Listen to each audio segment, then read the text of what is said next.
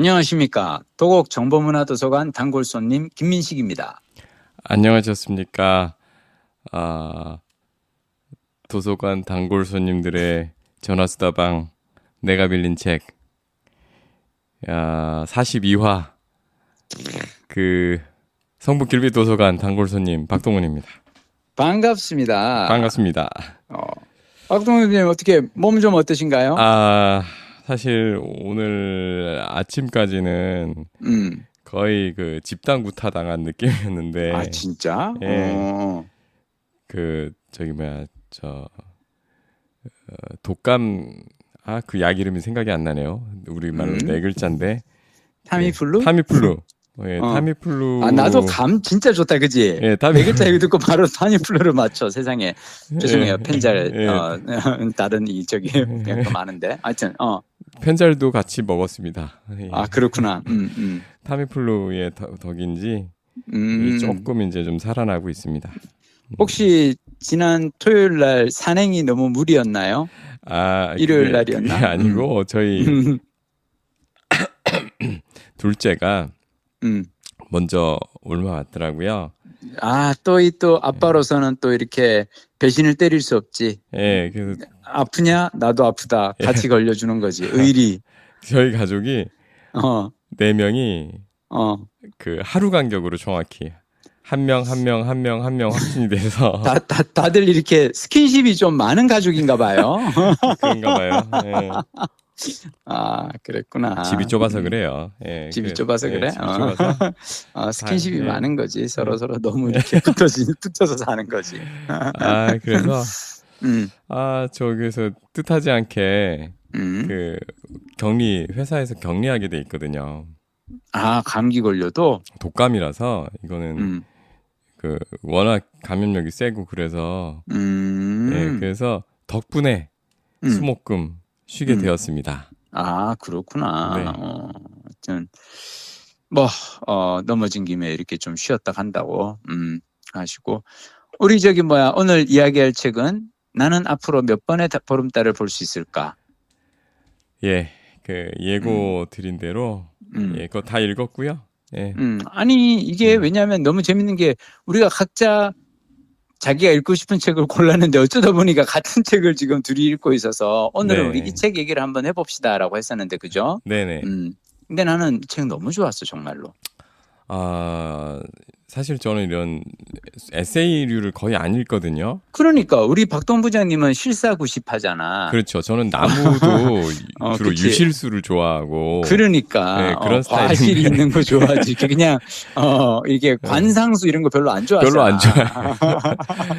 그런데 어떠셨어요? 이 책은 워낙 류이치 사카모토라는 이분 음악도 많이 들어봤고. 그렇구나. 네, 워낙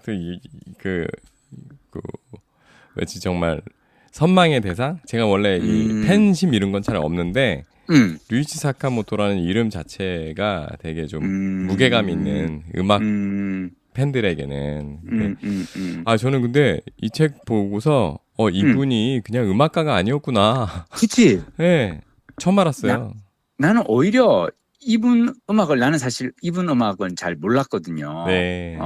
그래서 왜냐면 나는 주로 댄스곡 좋아하고 요즘도 나는 아이브의 IM을 내가 지금 안무에 맞춰서 열심히 지금 춤 연습을 하고 있고, 나는 아이돌 노래 좋아하고 이렇게 그거 하는데, 이분 책을 읽다 보니까 이분 음악을 듣고 싶어졌어요, 진짜로. 너무 멋있는 사람이다라는 생각이 드는 거야. 멋있고 이게 사실 딱 불치병 암에 걸렸을 때부터 그걸로 가시길 때까지 예, 자기가 자기 인생을 되돌아보면서 쓰신 거잖아요.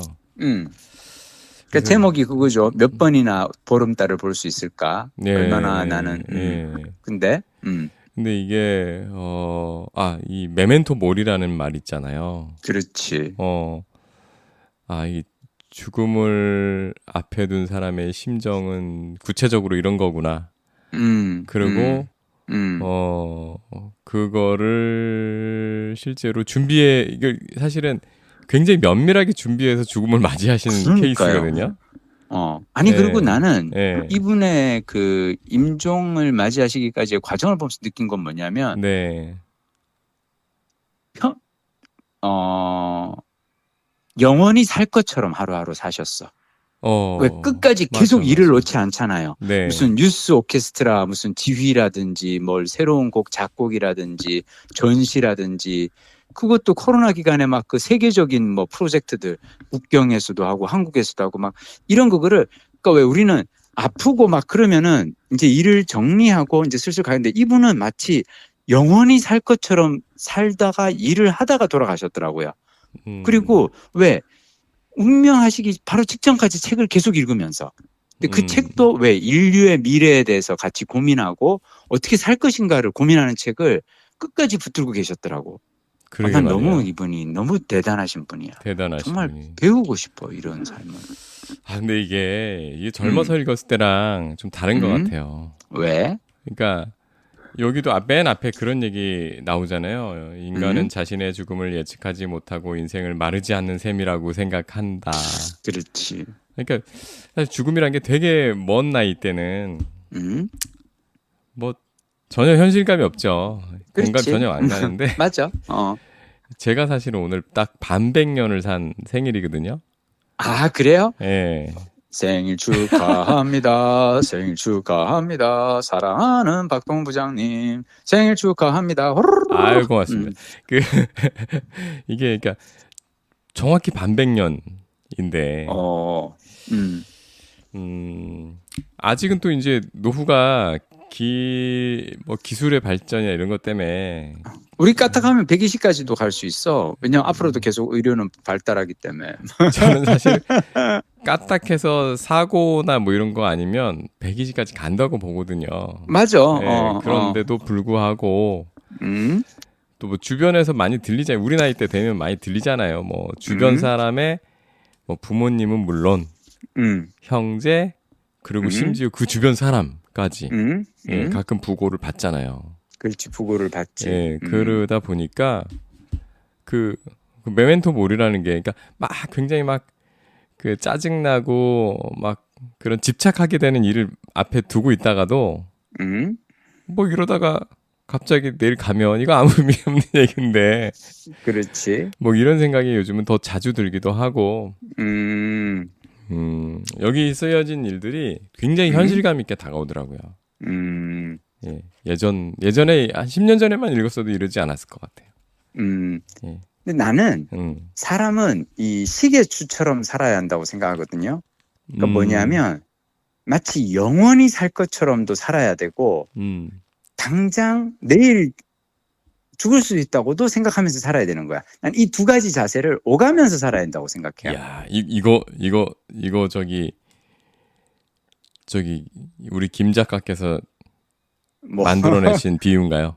아니, 왜냐하면 생각해봐요. 우리가 그냥 영원히 살 것처럼만 생각하면 어쩌면 하루하루를 허무하게 보낼 수도 있잖아. 이 시간의 소중함을 그렇죠. 우리가 모를 수 있고. 그렇죠. 그렇잖아. 우리가 어차피 영원히 살 건데 어차피 우리는 뭐 계속 살 거니까 굳이 뭐 오늘 하루 좀 그냥 이렇게 허술하게 보내면 또 어때라고 생각할 수 있잖아. 근데 그런 자세도 필요하지만 또 한편으로는 당장 이게 왜 스티브 잡스가 한 생각이잖아요. 당장 내가 내일 죽는다면 오늘 내가 할 일을 내가 할 것인가? 그걸 왜 아침마다 거울에 대고 물었다는 게 그만큼 맞다. 하루를 압축적으로 살아야 된다는 얘기를 하는 거잖아요. 그 정확히 뭐였죠? 스티브 잡스가 매일 아침 거울을 보면서 뭐 했던 얘기가 뭐냐면 내가 만약 1년 뒤에 죽는다면 오늘 내가 할 일을 할 것인가? 이게 뭐냐면 생각해봐요. 내가 1년 뒤에 죽어. 이제 시한부 인생이야. 그러면 내가 오늘 어떤 할 일이 있는데 이를테면 이 일이 내가 별로 이렇게 설레지 않는 일이야. 내가 회사에서 어떤 업무를 하는데 설레지 않아. 또는 내가 오늘 어떤 사람을 만나기로 했는데 어떤 모임을 가기로 했는데 그냥 오라 그러니까 뭐 저기 계절하기도 그냥 뭐 하고 그래서 그냥 가는데 내가 당장 얼마 못 사는데 이런 설레지 않는 일에 내가 나를 쓸까? 그러면서 이 스티브 잡스가 한 얘기가 뭐냐면 만약 내가 아침에 일어나서 회사를 갈 때 이런 생각이 몇 번 이상 계속 이어진다면 그러면 그 일은 그만두라고 이 사람이 얘기를 하거든요. 저 다음 주 월요일에 사표를 내야 되나요? 아닙니다. 아닙니다. 내가 얘기하는 거는 요 생각만 하고 살면은 우리가 너무 또 빠듯해져. 당장 내일 죽을 거라고 생각하고 오늘 하루를 살면. 그러니까 나는 그래서 이 두 가지 자세를 나는 오가면서 살아야 한다는 거예요. 그래서 메멘토 모리가 그거잖아. 왜 전쟁에서 이기고 막 이렇게 막 개선 장군이 막 로마에 이렇게 막 행군하면서 막 너무 신났을 때 옆에서 너도 죽는다. 언니가 너도 죽는다. 그러니까 이게 이 두 가지를 오가라는 뜻이거든. 행복한 것도 중요하지만 그렇지만 언젠가 나도 죽을 수 있다고 생각하고 이 순간 또한 지나간다는 것 또한 염두에 둬야 한다는 거지. 그 메멘토 모리가 저는 그 죽은 시인의 사회에서도 나오지 않나요? 아니에요. 죽은 시인의 사회는 달라요. 딴 건가요? 죽은 시인의 사회는 카르페 디엠이죠. 아이, 헷갈렸네. 이게 두 개가 사실은 뜻이 살짝 달라요. 근데 우리가 흔히 의미는 비슷해. 왜 박동 부장님이 헷갈렸을 수는 있어. 왜 그러냐면 죽은 시인의 사회에서 이 키팅 선생이 하는 얘기는 뭐냐면 우리 학교 동창 선배들 중에서 이렇게 젊었을 때 학교 다닐 때 멋있고 활동한 사람들도 이 중에 죽은 사람들이 있을 거 아니냐. 이 사람들이 우리한테 무슨 얘기를 하겠느냐. 너가 지금 보내고 있는 이 하루하루를 소중히 여겨라. 카르페 디엠. 지금 이 순간을 잡아라 라고 얘기를 하잖아요. Seize the day. Seize the day구나. 그렇죠. 오늘 하루를 온전하게 충실하게 살아라 라는 얘기고 메멘토 모리는 메멘토 기억하라. 모리 너도 언젠가 죽는다는 거. 그러니까 모리가 뭐냐면 왜 우리가 이 사람 죽고 난 다음에 검시하는 거를 포스트 모르템이라고 그러잖아요. 모르템은 모르트가 죽음이에요. 네. 그러면은 모르탈은 다 죽는다는 뜻이고 그러면 죽지 않는 거는 이모탈이죠. 들어봤죠? 이모탈 그러면은 왜 죽지 않는 뭐 옛날 성문 영어에서 외워다가 그렇지 이모탈 죽지 않는 불사의 그러니까 모르가 이 라틴어로 이제 죽음이란 말이야. 그러니까 막 이렇게 개선 장군이 막 이제 게르만 쪽 애들 막 이렇게 평정하고 막 들어오니까 막 꽃 뿌리고 막 사람들이 막 난리 나고 막 금은 보화 막 던지고 막 그러는데 옆에서 노예가 계속 언젠가 그래도 너도 죽는다. 너무 좋아하지 마라. 이거를 옆에서 누군가가 외쳐준다는 거 아니야. 그걸 외치는 거예요? 개선 장군 앞에서? 옆에서 노예가 내가 그냥 책에서 기억하는 바로는 그래요. 메멘토 모리가 개선 장군이 들어오면서 너무 이렇게 기가 승해가지고 막 이렇게 신나야 할 때 옆에 노예 한 명이 메멘토 모리 아무리 좋아도 너도 곧 죽는다. 언젠가는 죽는다라는 걸 옆에서 상기시켜주는 거래요. 난 이게 너무 좋은 거야. 그러니까 이를테면 그런 거지. 막 인생에서 최고의 전성기를 누리는 사람한테 겸손하라고 일깨워주는 거지. 이 전성기가 영원하지 않다. 이 화려함과 이 부의 시기가 영원하지 않다는 거를 알아라. 우리 모두 죽는다. 개선문에 새겨져 있다는 얘기도 그거 아닌가? 모르겠어요. 하여튼 이 개선 행사에 하는 그거예요. 그렇구나. 야, 참 그런 관습을 생각해냈다는 것도 대단하네요. 그렇죠. 근데 로마 사람들은 되게 일단 로마는 그 아테네 철학에서부터 일단 시작돼서 이렇게 이어져 온 어떤 전통이 있는 거고 기본적으로 난 그렇게 생각해요. 어떤 나라가 그렇게 제국이 되고 그리고 그 제국이 수백 년을 유지를 하기 위해서는 정신적으로 그래도 많은 깨달음과 어떤 무언가 시스템이 있지 않았을까? 그런 거 없이는 버티기가 힘들었겠지? 그런 생각 들고. 자, 우리 다시 책 얘기로 돌아가서 자, 류이치 사카모토 책에서 좋았던 점, 우리 각자 읽고 좋았던 구절 한 번씩 이렇게 한번 낭송해 봅시다. 구절 저는 뭐 아까 처음에 딱 도입부에 있는 그 얘기, 인간은 자신의 죽음을 예측하지 못하고 인생을 마르지 않는 셈이라고 생각한다. 하지만 세상 모든 일은 고작 몇 차례 일어날까 말까다. 뭐 어쩌고 저쩌고. 앞으로 몇 번이나 더 보름달을 바라볼 수 있을까? 기껏해야 20번 정도 아닐까? 그러나 사람들은 기회가 무한하다고 여긴다. 근데 이게 인용이 돼 있지만 이게 사실은 류이치 사카모토가 쓴 글은 아니고 베르나르도 베르톨루치 감독 그 류이치 사카모토가 영화 음악 그렇지. 만들었던 그 마지막 황제 거기에서 그 저기 그분의 영화 중에 마지막 그렇지. 사랑이라고 또 있대요. 네, 거기에 엔딩 부분에 대사로 그 대사로 나온다고 합니다. 그러니까. 예, 근데 이 책의 그 주제하고 너무 잘 맞는 거지, 그지? 그래서 이 책의 첫머리로 이거를 쓰셨던 것 같고요. 몇 군데 참 표시해 놓은 곳은 있는데. 그러면 내 턴으로. 네네네. 나는 이게 좀 엉뚱한 대목인데 뭐냐면 이 류이치 사카모토가 이런 글을 써요. 이 책에서 네. 왜 아직도 메리 크리스마스 미스터 로런스를 뛰어넘는 곡을 만들고 싶다는 생각에서 벗어나지 못하는 것일까요? 물론 이 곡이 제 대표작으로 세상에 널리 알려져 있기 때문입니다. 그런데 난 사실 이 곡을 몰랐는데 유튜브로 한번 들어보기는 했거든요. 근데 이분이 메리 크리스마스 미스터 로렌스라는 곡이 류이치 사카모토의 너무 이 히트작이고 그래서 모든 사람들이 다 류이치 사카모토 하면은 메리 크리스마스 미스터 로렌스를 들려달라고 하니까 이분이 한 10년 정도 콘서트에서 연주하지 않고 봉인해둔 시기가 있었대요. 그러면서 이제 왜냐하면 자기가 마치 이 한 곡으로 이렇게 나를 정의되는 게 좀 싫었던 거죠. 그래서 그에 대한 어떤 거부감이 있었는데 이분이 이제는 뭐라고 하냐면 그 생각을 고쳐먹었다. 이제는 그런 일에 귀중한 에너지를 낭비하는 것은 시시한 짓이다. 그러니까 굳이 내 하에 이 대표작이 있으면 그걸 이제 와서 다시 또 뛰어넘고 대중들에게 그거 말고 새로운 곡도 있어. 나에겐 이런 뭔가도 있어라는 걸 알려주려고 노력하는 것도 의미 없다라고 하는데 나는 이 대목이 왜 꽂혔냐면 옛날에 제가 이제 뉴논스톱이라는 시트콤을 연출을 했잖아요. 네. 그때 연출할 때 그 양동근의 그 유행어가 있어요.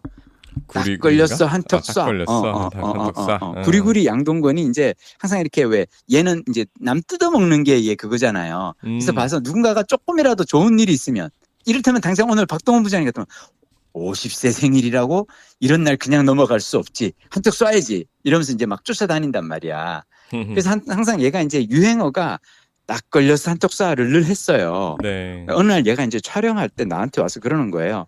근데 감독님 내가 이거 이제 벌써 몇 달째 지금 딱 걸려서 한턱 쏴를 하는데 나 이제 조금 약간 실증난다. 지겹다. 그래서 이거 이제 대본에 있었어요. 딱 걸려서 한턱 쏴 이러는데 얘가 이 자식 자기가 안 하고 다른 걸로 좀 이렇게 바꿔서 하면 어떻겠냐고 얘기를 하는 거예요. 그래서 제가 동근이한테 얘기를 했어요. 동근아, 너는 이 대사를 대본 리허설 때 하고 촬영 때 하고 엔진하면 또 하고 그리고 집에 가서 방송 나오는 거 본방 때 하는 거를 내가 하는 모습을 또 본다. 그래서 너는 한 몇 달 했으니까 벌써 질리는데 자 시트콤 시청자는 어떤 사람들이냐면 월화수목금 다 보는 게 아니야. 그냥 월화수목금 방송을 하는데 화요일 날 봤다가 수목은 바빠서 또 금요일에 한번 봤다가 또 그 다음 주 한 수요일 정도 봤다가 시청자들은 매일과 같이 이걸 이어서 보는 게 아니야. 가끔 이렇게 봤는데 보니까 어느 날 양동근이 나와서 딱 걸렸어 한턱 쏴. 그래서 저거 재밌네. 이제 좀 저게 재미있나 하는데 갑자기 더 이상 안 나오는 거다. 그래서 내가 얘기한 게 창작자가 조심해야 되는 건 뭐냐면 대중이 질리기 전에 스스로 먼저 질리는 거다. 이 얘기를 하거든요. 제가 이게 오늘 저는 사실 이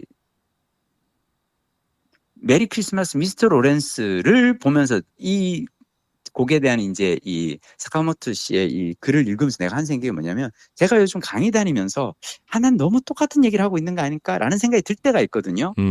근데 강의를 듣는 분들은 처음 듣는 분들이 많단 말이에요. 대다수는 사실은. 그렇잖아요. 내가 지방에 가서 어제 같은 경우는 충주에 있는 중원문화교육원을 갔고 오늘은 경기도 인재개발원에 갔고 내일은 대구에 있는 범어도서관을 가는데 같은 강의를 또 듣는 사람은 없단 말이에요, 잘. 근데 나는 이걸 매일 같은 얘기를 하니까 내가 질린단 말이죠. 근데 나는 창작자의 그 중 하나는 뭐냐면 대중이 질리기 전에는 대중이 원하는 게 있으면 그걸 계속 들려드리는 것 또한 창작자의 어떤 역할이 아닐까? 이 대목을 읽으면서 그런 생각을 해봤습니다. 자, 이번에는 박동원 부장님. 그 메리 크리스마스 미스터 로렌스 있잖아요. 그 곡이 사실은 그 곡은 딱 들어보면 대부분 많은 분들이 저거 들어봤는데 아, 이렇게 하실 그렇구나. 거예요. 그런데 그거가 영화 음악이거든요. 아하. 어떤 영화예요? 메리 크리스마스 미스터 로렌스.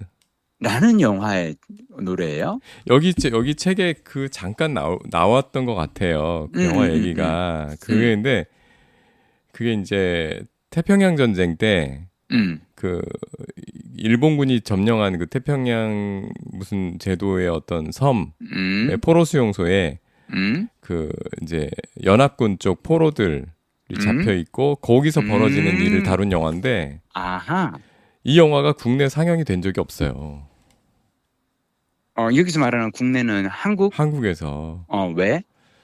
그게 저도 이제 미뤄 짐작하는 부분. 근데 그게 동성애 코드가 강하대요. 아.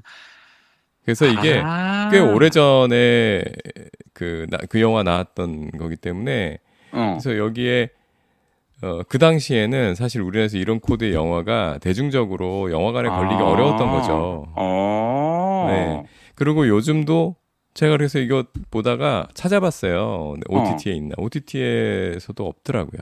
아, 그렇구나. 네, 그래서 영화음악은 되게 유명한데 실제로 이 영화는 본 적이 없는. 영화는 본 적이 없는. 근데 저는 여기서 몰랐던 사실 하나가 뭐야? 그 영화에 루이치 사카모토가 음악만 한 게 아니라 출연도 했다는 출연을 거. 해서 남자 배우와 서로 이렇게 그 로맨스 꽤 중요한 역할을 했더라고요. 그러니까 나도 그 책 읽으면서 어라 그러면서 근데 왜 우리는 전혀 몰랐을까? 근데 그래서 저는 그거 찾아보려고 그러다 못 찾아봤어요. 이 음악가가 당시 아마 밴드였을 거예요. 근데 어떻게 그런 영화에 출연이 됐고? 그러게. 네. 근데 거의 여기 그런 책에 그런 내용이 잠깐 나옵니다. 젊었을 때 자기가 되게 객기를 부렸다라는 얘기를 하면서 그 영화에 출연을 했는데 음악도 내가 나한테 맡겨주세요. 나 잘할 수 있어요. 라고 감독한테 했다는 거예요. 그래서 음악을 했는데 결국 우리나라에 더 많이 알려진 것은 그 음악이었고. 예. 근데 나는 이게 이 굿바이 그러니까 저기 메리 크리스마스 메리 크리스마스 미스터 로렌스가 어느 나라에서 만든 영화예요? 이게 다국적일 거예요. 다국적인데 왠지 일본이 주도한 영화는 아닐 것 같다는 스토리가. 이게 TV 아사히인가? 그래요? 그러니까 일본의 TV 방송사가 보통 TV 방송사 영화 만드는 경우 있잖아요. 그렇죠. 네. 그래서 그 방송사에서 최초로 만든 영화고 다국적이고, 그리고 거기에 이제 여러 나라가 같이 여러 주체들이 끼어들어서 영화가 나왔고, 이게 또 그런 얘기가 있더라고요. 내가 뒤져봤어요. 이거 보다가. 근데 이 영화의 감독이 그러니까 그리고 영화 내용 중에 우리나라에서 개봉되지 못한 그 이유 떠올랐다. 뭐? 여기에 한국인이 등장을 한대요. 한국인 군속이 등장을 했는데 굉장히 악역이야. 그렇구나. 그래서 한국인을 비하했다. 이런 논란도 있었답니다. 하지만 그렇구나. 그 영화를 보면 실제로 이거는 그냥 좀 오해다. 영화는 좋은 그렇지. 왜냐면 이것도 만들었던 감독이 과거에도 일본 사회에 대해서 일본의 그 군국주의 정권에 대해서 비판적이었던 감독이라고 하더라고요. 아니 그리고 류이치 사카모토라는 분이 일본의 어떤 그거에 대해서 엄청나게 비판적인 분이더만요. 책을 보다 보니까. 저는 전혀 몰랐어요. 그지 나도 전혀. 나는 그리고 심지어 이분이 책에서 그 미 대선에서 트럼프가 당선되는 걸 보고 너무너무 낙심하는 그 장면을 보고 이분은 정말 정치적으로 되게 이렇게 자기 그 발언을 많이 하시는 분이구나. 일본에서도 그쵸. 일본의 주류하고는 자신은 완전히 다르다라고 얘기를 하는데 제가 보기에 이분이 그렇게 살 수 있었던 그 중 하나는 뭐냐면 나는 류이치 사카모토가 왜 그 일본에서 주로 살지 않고 뉴욕에서 주로 살잖아요. 네. 나는 누가 떠올랐냐면은 하루키가 떠올랐어요. 근데 하루키도 그렇고 이분도 그렇고 다 일본의 그 옛날에 이 한국 뭐 어떤 그 식민지라든지 이런 거에서 과오에 대해서 되게 약간 반성하자는 의견을 많이 소리 높여 하시는 분들이잖아요. 네. 이분들의 공통점은 뭐냐면 일본 내에서 거주하지 않는 거야 사실은. 그러니까 세계 시민이죠. 맞아요. 네, 코스모폴리탄인 거야. 이분들은 네. 세계 시민이고, 근데 일본 내에서만 살고 바깥에 나가지 않고 일본 내에서만 있다 보면 일본의 어떤 그런 그 극우적이거나 좀 약간은 좀 어떤 보수적인 어떤 거기에 휘말릴 수가 있는데 이분들은 그러지가 않는 거지. 난 그게 되게 부러웠고, 오늘 나 네. 지금 이 아까 그 영화 그 검열이라든지 영화 얘기했다 보니까 내가 문득 떠오른 그냥 그게 있는데 책하고 전혀 상관없는 얘기 하나 해줄게요. 네, 네. 뭐냐면 옛날에 우리나라 영화의 그 한국 영화 이 편성이라든지 검열이라든지 수입이 얼마나 웃기게 됐냐면 옛날 영화 중에 장볼 벨몽도인가 하는 그 프랑스 배우가 나오는 네네. 프랑스 영화가 있었어요. 네. 제목이 공포의 보수야. 근데 이 공포의 보수? 이게 왜 공포의 보수냐면 어떤 그 산속에 있는 탄광에서 이 탄광 그 갱도 내에서 불이 난 거예요. 네. 그래서 석탄들이 이제 그 안에서 막 불이 붙어서 막 가고 있어서 이게 막 계속 이제 막 난리가 나고 있어. 근데 이거를 빨리 꺼트릴 수 있는 방법은 다이너마이트를 가져다가 이 갱도에서 폭발을 시켜가지고 갱도를 무너뜨리게 하는 거죠. 그럼 갱도가 무너지면 왜 안에 산소가 딱 이렇게 막혀버리니까 불타오르는 게 끊기잖아요. 네네. 그래서 일단은 그걸 하는 게 되게 중요해요. 그래서 안에서 탄광에서 화재가 발생했고 이 화재를 막기 위해서는 다이너마이트를 가져서 터뜨려야 되는데 엄청나게 많은 양의 다이너마이트를 빨리 가져가야 되는데 이게 이제 1970년대 영화거든요. 네. 자, 근데 그 시절에는 다이너마이트가 되게 불안정한 그건 거예요. 그래서 산길을 달릴 때 울퉁불퉁한 산길을 달리다 갑자기 이렇게 토독 충격을 받으면은 쾅 폭발하는 거야. 그래서 보통은 다이너마이트를 운송할 때 천천히 느릿느릿 이렇게 가서 운송을 하는 거예요. 근데 급하게 지금 탄광에서 화재 사고가 나서 빨리 갖다 줘야 되는 거야. 그래서 그 탄광을 하는 이제 그 이 회사에서 저거를 하는 거예요. 이 트럭 운전사한테 이제 그걸 해가지고 이거 목숨 걸고 하는 일이다. 다만 이거 뭐 엄청 무섭고 까딱하면 죽는, 왜냐하면 다이너마이트를 트럭에 싣고 산길을 달려야 되니까. 근데 이거 성공만 하면은 보수는 어마어마하게 많이 줄 거야. 그 보수? 말 그대로 공포의 보수야.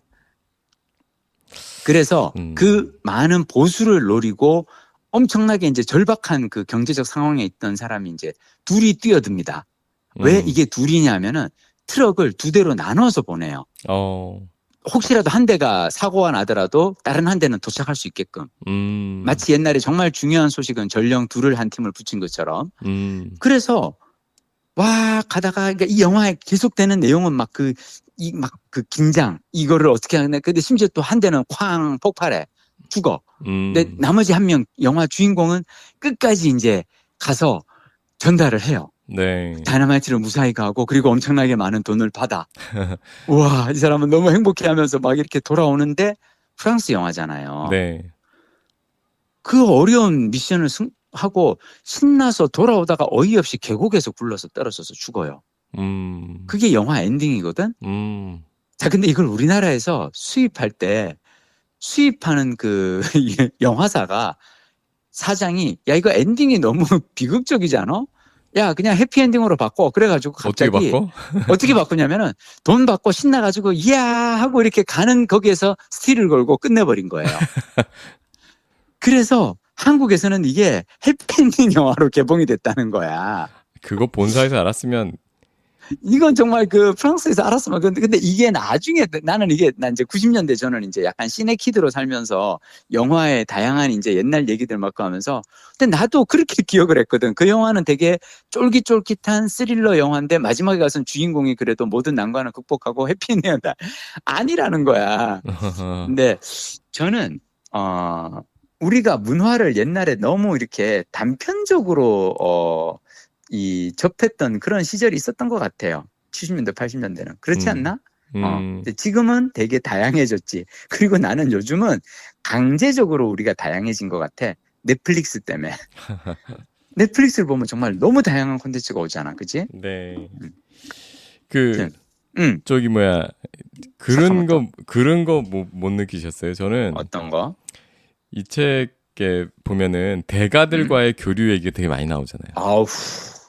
베르톨루치부터 시작해서 그지? 예. 그리고 그냥 대가뿐만 아니라 완전 신진 세력 신인을 이 사람이 막 찾아내서 교류를 하잖아요. 네. 심지어 되게 이렇게 막 어떤 작가가 이렇게 좀 괜찮은 메시지를 발화하는 작가가 있네. 그래서 나랑 한번 협업해 봅시다 하면서 이분이 저기 메시지를 보냈는데 저쪽에서는 메일 온 거 보고 류이치 사카모토 사칭 메일인 줄 알고 답을 안 하고 그랬다는 그런 일화도 나오고. 그래서 여기 보면은 뭐 그 베르나르도 베르토루치 감독도 있고. 그렇지. 그다음에 한국인들이 정말 많이 나오죠. 나오더라.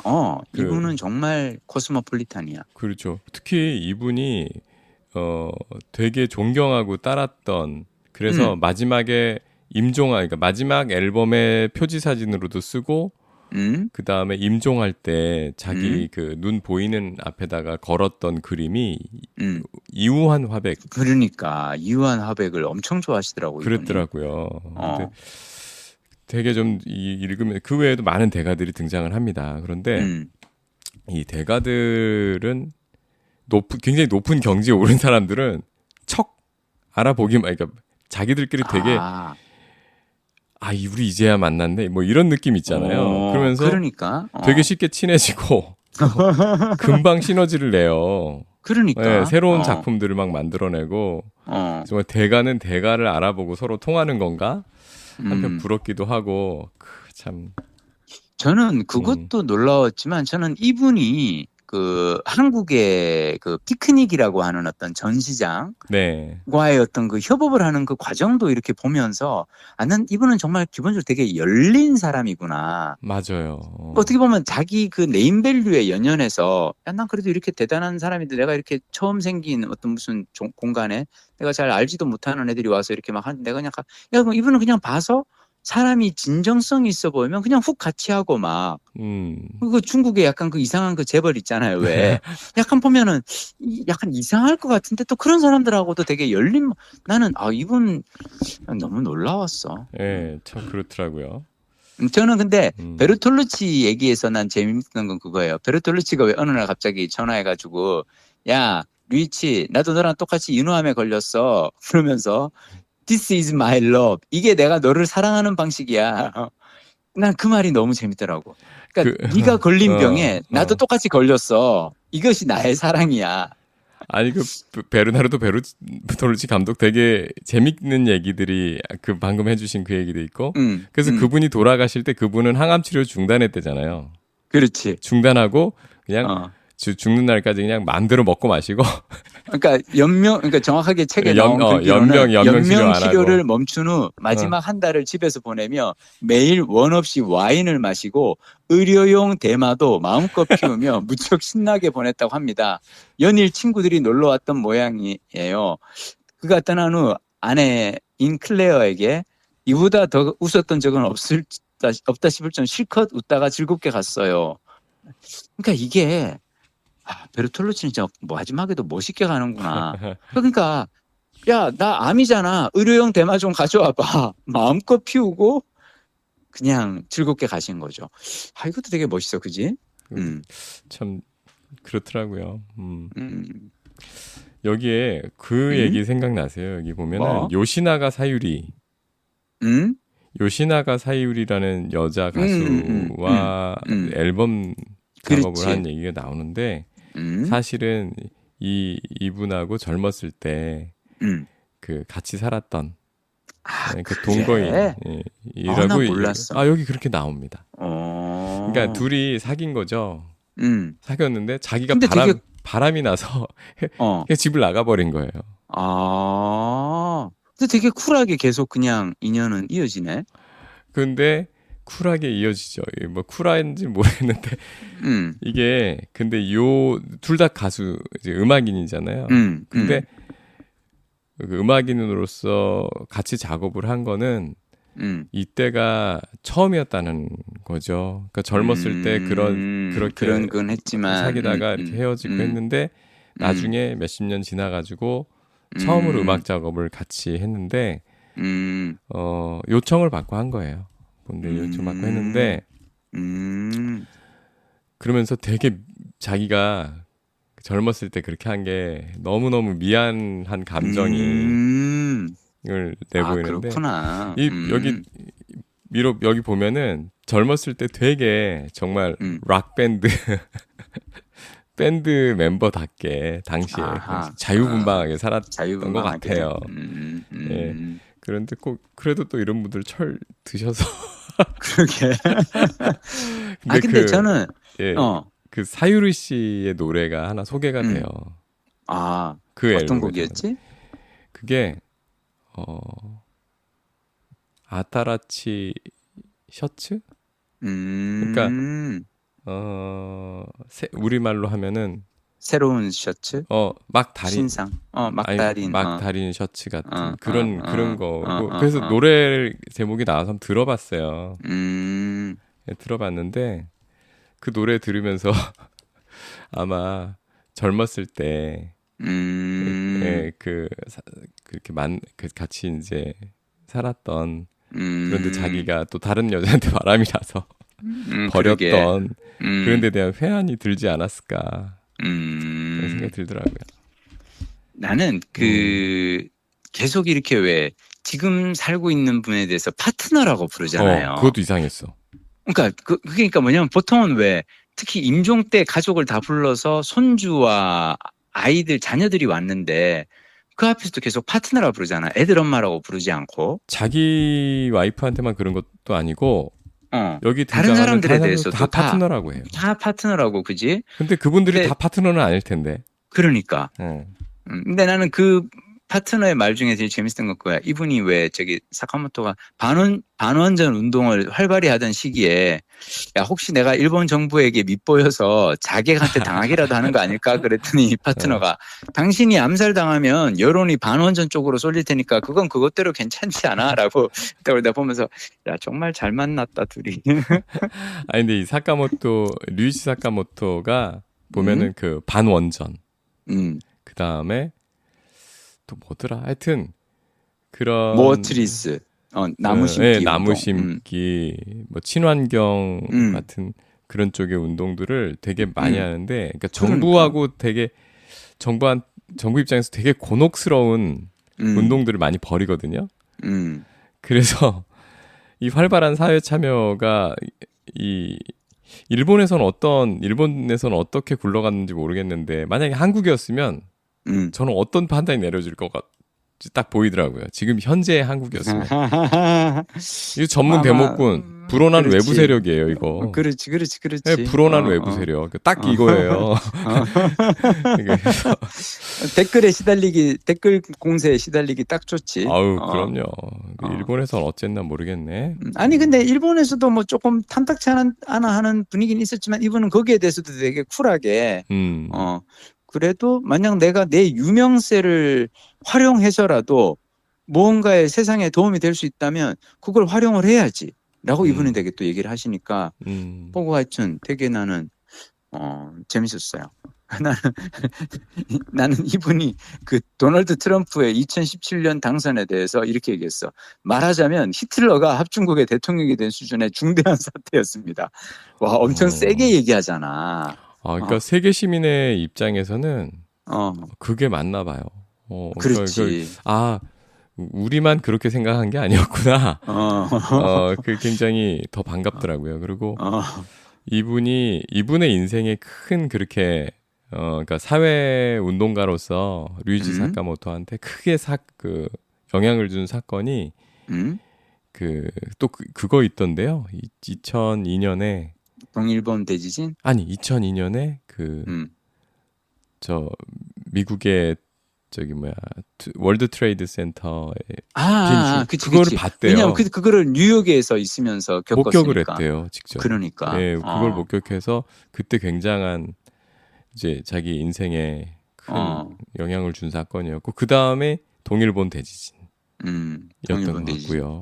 왜냐하면 이분은 동일본 대지진이 일어나기 전에 이미 노 뉴크스, 그러니까 이 핵무기 반대 모어트리스, 더 많은 나무를 심자라는 운동을 하시던 분이었는데 동일본 대지진 있으니까 저거 봐라. 그러니까 나는 이분이 근데 너무 명쾌한 논리였어요. 뭐냐면 어떻게 히로시마와 나가사키를 겪은 나라에서 원자 폭탄의 무서움을 유일하게 전 세계에서 맛본 그 나라에서 어떻게 원자력을 이용해서 발전을 하냐면서 이분이 그때 이제 왜 어떤 저기 집회에 나가서 반원전 집회에 나가서 한 얘기가 고작 전기 때문에 사람의 목숨을 이 담보로 건다는 게 말이 되냐라고 했을 때 이 고작 전기 때문에라는 말을 가지고 막 사람들이 이제 그 조리돌림하는 거에 대해서 이분이 또 얘기를 하잖아요. 막 꼬투리 전체 잡아가지고 전체 전문을 전체, 원문을 정말. 봐라 이게 뭐 그러면서 나는 보면서 하여튼 책 읽으면서 정말 멋있는 사람이다라고 거듭 느꼈어요. 그 부분 그래 그 부분이 참 그 원문이 되게 좋은 내용이었는데 그 어디 있었더라? 우리 또 박동원 부장님도 살짝 반원전이잖아. 어디 있었더라? 그게 한 초중반이었는데.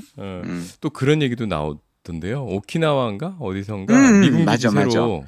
그렇지. 네, 미군 기지를 새로 이제 증설하는데 그 사이트가 굉장히 환경적으로 그렇지 중요한 어떤 맑고 청정한 지역이었더라고요. 그래서 거기 이제 미군 기지 못 들어오게 반대하는 운동도 하시고. 그러니까 한국인으로 치면은 이분은 완전 전문 대목군이야. 맞아. 그러니까 불온한 외부 연예인을 세력. 빙자한 전문 대목군이고 외부 세력이야. 외부 세력. 불온한 외부 세력. 진짜 왜냐면 곳곳마다 다 싸우러 다니고 연대하러 다니신 분이거든. 야, 어저께인가 그저께인가 뉴스 보니까 그 국민의 힘, 국민의 짐일 것 같은데 거기 김기현 대표가 그런 얘기 또 했더라고요. 자우림. 진짜 김유나에 대한 어떤 그 얘기를 참 원전에 대한 발언 올렸다고 그거를 그치. 조리돌림을 하더라고요. 국민의 짐 정말 참 좌표 찍어서 이제 뭐 이게 무슨 개념 연예인이냐 뭐 이러면서 이제 했던데 근데 여기에 이제 저는 사카모토 씨의 글 책의 거의 마지막 대목 정도에 이분이 트럼프 당선과 그리고 막 저거 하고 막 이랬을 때 이분이 한 얘기가 있어요. 네. 그럼에도 불구하고 이런 시대이기 때문에 더더욱 그 어느 때보다 음악과 예술이 필요하다는 생각이 강하게 들었습니다.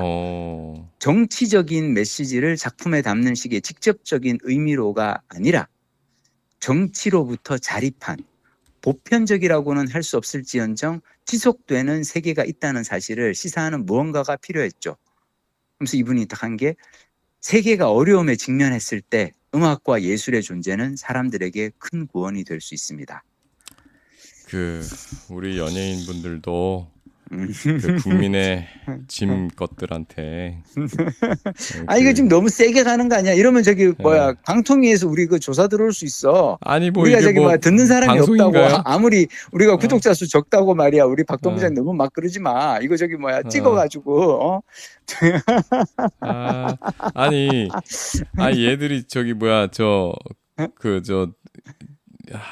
그 원전 이렇게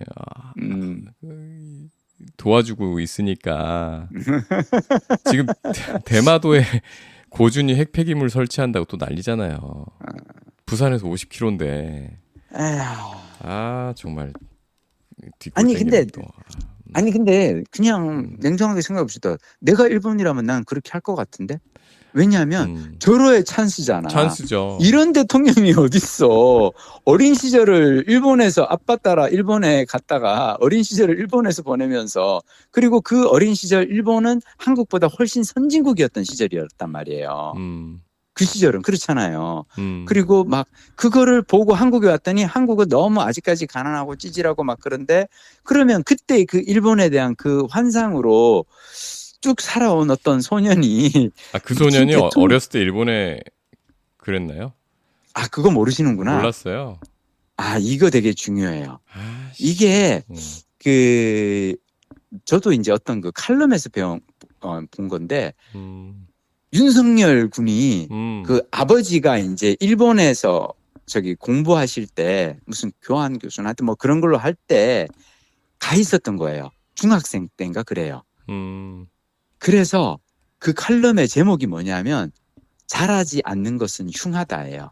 그러니까 그때 어렸을 때 내가 보고 무언가를 봤는데 근데 그 이후로 세상이 바뀌고 점점점 자랐잖아요. 네. 한국도 자랐고 일본도 변했고 근데 그때 어린 시절에 본 그 선망하는 그 좋은 추억만으로 쭉 지금도 하고 있는 거지. 그래서 잘하지 않는 것은 흉하다라는 칼럼이 있어요. 미치겠다. 되게 명문의 칼럼이야. 명문이다. 한번 봐봐 진짜.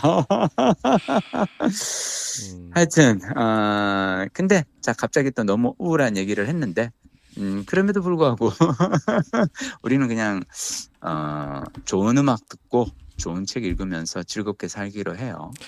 이 책을 읽다 보면 그 플레이리스트가 2개가 나옵니다. 뉴욕 타임즈 플레이리스트하고 저기 저기 식당에서 그것도 있고요. 몇 개가 더 나오네요. 그러니까 그렇지. 책을 읽는 도중에 나오는 플레이리스트도 있고요. 음악, 그러니까 곳곳에 그래서 저는 이제 그 유튜브 뮤직 그 플레이리스트를 만들었어요. 읽으면서 나오던 음악들을 다 모아서 하나 만들었고요. 하나는 이제 만들어야 되는데 저 뒤에 이제 류이치 사카모토가 이거 누가 만들어놨을 것 같다. 그러게. 이분이 돌아가시기 전에 자기 장례식에 쓸 음악들 플레이리스트를 골라서 만들잖아요. 이게 33곡이나. 이야. 그래서 이 2개 플레이리스트 크게 보면 이거를 읽으면서도 틀어놓고 읽으셔도 좋을 것 같습니다. 좋을 것 같습니다. 근데 이게 참 이분이 그 대가 반열에 오르고 이제 대가들과 교류하면서 만든 음악들이 있거든요. 그건 사실 되게 어려워요. 귀에 붙진 않아요. 그러니까 대중적인 음악은 사실 멜로디가 강하고 격정적이고 그러니까 사실 기억하기 쉬운 멜로디가 되게 좋게 들리거든요. 근데 마지막에 만드신 음악들 되게 어려워가지고 멜로디를 머릿속에 기억할 수가 없어요. 그러다 보니까 들었을 때 어렵죠. 무슨 왜 그럴까? 현대 미술 같은 그런 이렇게 추상화 같은. 예, 마지막 앨범은 그 이우한 그 화백의 그림을 앨범 표지로 썼을 만큼 노래 그 안에 들어있는 음악들도 그 같은 결이거든요. 이우한 화백 그림 알죠? 보면 이렇게 이렇게 하나 찍고 2개 찍고 거기서 의미를 찾는데 난 솔직히 못 찾겠던데 그거를 되게 좋아하셨던 거 보면은 어렵더라고요. 그래서 플레이리스트 그거는. 그래서 그분이 왜 그런 이완 화백의 그림에 맞는 음악을 또 이분이 또 막 그걸 하려고 하잖아요. 그래서 되게 막 단음으로 몰린다 해서 보면서 상상이 안 가. 이렇게까지 미니멀리즘의 어떤 음악이 가능해? 뭐 약간 그런 생각도 들었는데. 이게 대가들은 아마 대가들만이 느낄 수 있는 그런 게 있나 봐요. 저는 아직 그래서 아마 더더욱 대중들이 좋아하는 곡을 한 10년간 일부러 콘서트에서 아무리 리퀘스트가 들어와도 안 했다라고 하는 것도 또 나름의 이유가 있을 거고, 그죠? 네. 하여튼 오늘은 이 한 권의 책을 가지고 둘이서 아주 신나게 또 수다를 떨어보았습니다. 제가 이 책은 성북 길빛도서관에 입고된 뒤 첫 고객이었고요. 그래서 많은 도서관들에 지금 막 입고되는 시즌인 것 같으니까. 그리고 크레마 클럽 예스24 북클럽에 올라와 있으니까요. 부지런히 예약 거셔서. 그렇죠. 크레마 클럽은 예약 걸 필요가 없어요. 그냥 바로 누르는 순간 바로 내 책이 됩니다. 바로 읽을 수가 있어요. 그 기기가 비싸다니까요. 기기가. 스마트폰에 깔면 된다니까. 눈이 아프다니까 눈이. 스마트폰에서 깔아서 그냥 까만 화면에 흰 글씨로 읽으면 된다니까. 하여튼 알았어. 오늘 그래도 다양한 이야기 즐거운 시간이었습니다. 다음 주에는 다음 주에 다시 원래 도서관 책에서 다른 책도 얘기하고. 나는 이미 골라놨지롱. 골라놓으셨어요? 이기적 시간 관리, 엉망진창 내 인생, 시간을 내 것으로 만드는 기술, 이인복 작가님의 책을 다음 주에 소개하겠습니다. 원래 오늘 혹시라도 시간이 나오면 이거 같이 하려고 준비를 했는데 우리가 오늘 이 책에 너무 꽂혀 있어서. 근데 이게 우리가 내가 빌린 책이잖아요. 근데 책 얘기만 하면 다른 팟캐스트하고 차별화가 안 되니까 도서관 얘기, 전국 도서관을 다니시잖아요. 도서관 얘기를 다음 주엔 좀 해주십시오. 알겠습니다. 다음 주엔 그러면 도서관 얘기도 그럼 좀 해드리는 걸로. 오케이? 네. 자, 그러면 들어가십시오. 다음 주 뵙겠습니다. 컨디션 조절 잘 하시고 쉬세요. 네.